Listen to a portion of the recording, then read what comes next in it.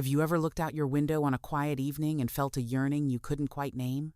That was me, Rachel, 27 and married to David, in a suburb where the most exciting thing was a neighbor's new mailbox. Now, you might be thinking, Rachel, how could boredom lead to something more? But let me take you there. Lawns trimmed with geometric precision, neighbors waving daily like clockwork, and a marriage humming along, steady but silent. Psychologists call this homeostasis, our tendency to seek balance. But sometimes, balance feels like stagnation. Enter Chris. Charismatic, athletic, the kind of guy whose presence feels like an open window on a stifling day. At first, he was just scenery, but curiosity, like the slow creep of ivy, started to spread. I'd linger at the kitchen sink, watering flowers that didn't need it, just to catch a glimpse of him mowing his lawn, shirt clinging from the summer heat. It was innocent, right? Isn't everyone entitled to a little fantasy when life turns routine? But here's where the setup morphs into conflict. What began as fleeting glances grew into a ritual. The more I watched, the more I craved dopamine, the brain's reward chemical, kicking in with every secret peek. Ask yourself, if a harmless habit starts lighting you up inside, is it really harmless? Because for me, those first stares were the edge of a slippery slope, and the next act was waiting just behind the blinds. Let me tell you a story the night it all shifted.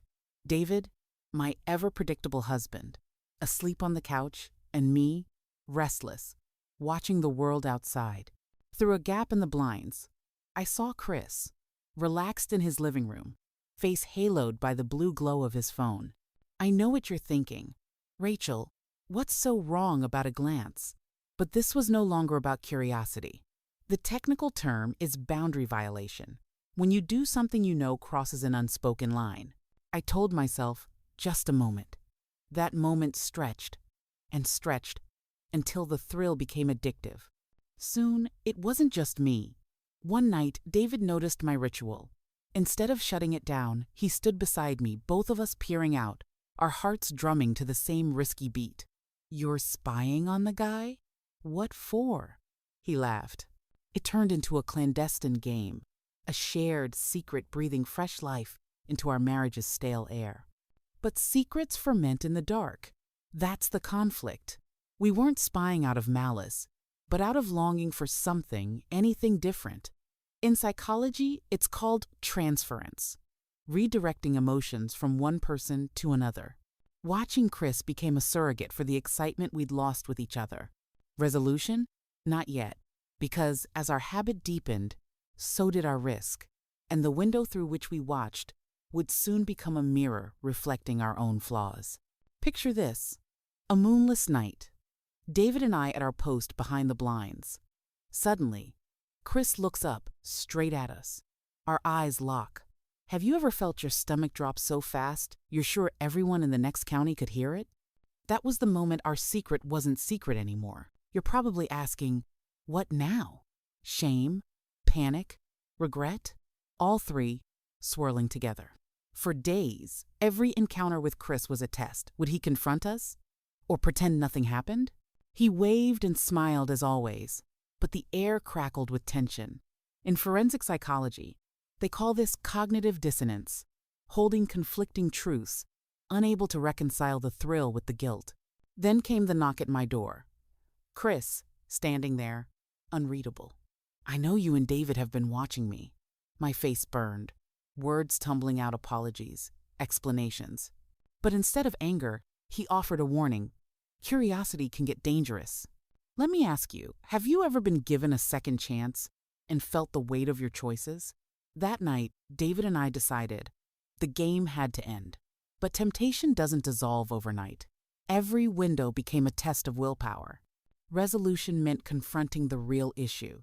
We had used the thrill of secrets to mask a growing distance, and now, exposed, we had no choice but to face our own marriage's cracks. The lesson? Sometimes the biggest consequences aren't public. They're the quiet damage done to trust and intimacy. Here's where the story turns resolution, but not the easy kind. Chris moved away, but the aftermath lingered. David and I had to look honestly at ourselves. Our marriage wasn't undone by lust. but by neglect, by letting routine and boredom smother connection. That's the real virus. Emotional drift, where two people live side by side but worlds apart. We turn to counseling, learning about vulnerability and emotional attunement, the skill of tuning into each other's needs, like musicians finding the right frequency to play in harmony. I know technical terms like attunement sound clinical, but it's really about showing up and listening without judgment.